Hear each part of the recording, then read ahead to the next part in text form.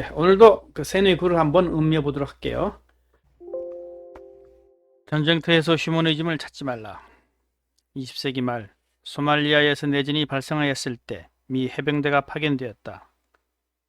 게릴라들은 주민들을 나무 십자가에 묶어 전면에 내세우고 그 뒤에 숨어 총을 쏴댔다. 미 해병대는 이런 상황에서 어쩔 줄을 모르고 뒤로 물러나기만 했다. 그 결과 미군이 들어갔던 지역들은 모두 게릴라들이 석권하였고 그것 주민들은 공포에 떨어야 했다. 한편 프랑스는 웨인 부대를 파견하였다. 웨인 부대는 자발적인 의사로 프랑스 정부와 계약을 맺고 군인이 된 자들이다. 그들은 과연 십자가에 주민들을 묶어놓고 그 뒤에 숨어 공격하는 게릴라들에 대해 어떻게 대처했을까? 주민이고 뭐고 고려함 없이 그냥 다 쏴 죽였다. 그리고 게릴라들은 적어도 웨인 부대에 대해서만큼은 자기들이 수법이 통하지 않음을 알았고 후퇴하였다. 그 결과 웨인 부대가 들어선 지역의 주민들은 모두 평화를 누릴 수 있었다. 당신이 만일 작전 사령관이라고 하자 어느 쪽 방법을 택할 것인가? 무고한 양민들 뒤에 숨은 적군을 살해하고자 그 양민들도 쏴 죽일 것인가? 아니면 차마 그럴 수는 없어서 후퇴할 것인가? 대부분이 전쟁 소설과 영화 등에서 나타나는 주인공은 무고한 양민을 죽이지는 못하여 또는 적군조차 죽이지 못하여 고민하고 갈등하다가 오히려 자신이 죽고 마는 사람이다. 그 사람으로 인하여 부대 전체가 입게 되는 손실은 별로 묘사되지 않는다. 1898년 독일에서 출생한 레마르크의 소설 사랑할 때와 죽을 때의 줄거리도 마찬가지이다. 히틀러가 일으킨 전쟁의 태풍 속에서 공습은 계속되고 폐허만 남은 세상에서 주인공 그레비와 운명적인 여인 엘리자벳은 찰나적인 사랑에 빠진다. 눈높인 러시아 전선에서 휴가를 받고 온 그에게 엘리자벳의 사랑은 존재 이유가 될 정도로 강렬하다. 죽음의 거리에서 피어난 두 사람의 사랑은 인간상에 대한 자각을 일겸과 동시에 무엇으로도 갈라놓을 수 없는 사랑의 힘을 깨닫게 해준다. 그러나 다시금 부대로 복귀한 주인공 그레비는 엘리자벳이 보낸 편지를 읽다가 자신이 살려주는 빨치산에 의해 오히려 저격당해 허무하게 죽어간다. 가수 조성모의 아시나요 뮤직비디오에서는 군인 한 명이 정글 속에서 배트공을 경계하지 않고 나비를 구경하다가 총에 맞아 죽는다. 내가 말하고자 하는 사실은 이것이다. 전쟁터에서 전쟁의 법칙을 무시하고 휴머니즘을 찾으면 당신이 죽는다. 100만 달러의 상금이 걸려있던 미국의 인기 TV 프로그램 서바이버에서 참가자들은 두 팀으로 나뉘어 경쟁하게 된다.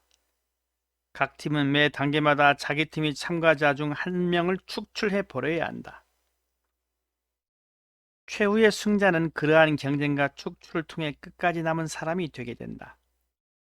때문에 상대팀과의 경쟁에서 유리한 역할을 하게 될 팀원은 남겨두어야 하였지만 역으로 그 팀원이 나를 축출해버리면 나는 패자가 되어버리고 만다. 나는 아프리카 편을 보았다. 어느 한 팀에서 여자 환자가 발생하였다. 그런데 그 환자를 돌보겠다고 약속한 팀원은 환자에게 음식을 준다는 미명하에 몰래 자기도 음식을 먹었다. 훔쳐먹은 것이었다. 윤리적으로 볼 때 동료들을 속이고 나쁜 짓을 한 그 팀원이 당연히 제일 먼저 축출되어야 했다. 그러나 정작 제일 먼저 축출된 사람은 여자 환자였다. 상대팀과의 경쟁에서 환자는 도움이 되지 않는다는 냉정한 논리가 팀원들의 판단을 지배하였던 것이다. 매 단계마다 각 팀에서 축출된 사람은 인간관계에만 치중한 사람과 개인적인 공로 혹은 명예만을 추구한 사람이었다. 최후의 승자가 된 사람은 동료들과의 동맹을 가장 잘 이해하고 있던 사람이었다. 새겨 들어라. 당신이 경쟁과 축출이 게임이 싫다면 이 게임을 하지 않으면 그만이다. 적군을 죽이지 못하겠다면 군대에 가지 말고 대신 감옥살이를 하면 된다. 내가 도대체 이해가 가지 않는 것은 경제 게임을 하는 속사람들이 이 게임이 요구하는 차가운 속성을 이해하지 못하고 휴머니즘을 찾는다는 것이다. 세계화 물결 속에서 이득을 추구하는 경제전쟁은 더더욱 심화되고 있는데도 사람들은 여전히 어떤 휴머니즘 향기 그윽한 대안이 있다고 믿는 것 같다. 안타까운 것은 경제 전쟁이라고 말을 하여도 시큰둥하게 듣는 사람들이 의외로 많다는 점이다. 내 눈에는 지금 사방에서 날아다니는 총탄들이 보이고 여기저기서 폭탄이 떨어져 땅이 움푹움푹 패이고 건물이 무너지는 광경이 너무나도 선명하게 보인다. 냉전 이후 더 이상 국가의 역할은 없으며 모든 사회적 문제는 시장에서의 경쟁을 통해 해결할 수 있다는 생각을 신자유주의라고 부르는데, 신자유주의는 당연히 빈부격차와 인종 갈등, 지역 갈등을 그 어두운 그림자로 갖고 있다. 그렇다면 과연 그 그림자를 없애주고 살벌한 경제전쟁을 종식시킬 앤소니 기든스의 제3의 길 같은 것은 과연 있는 것일까?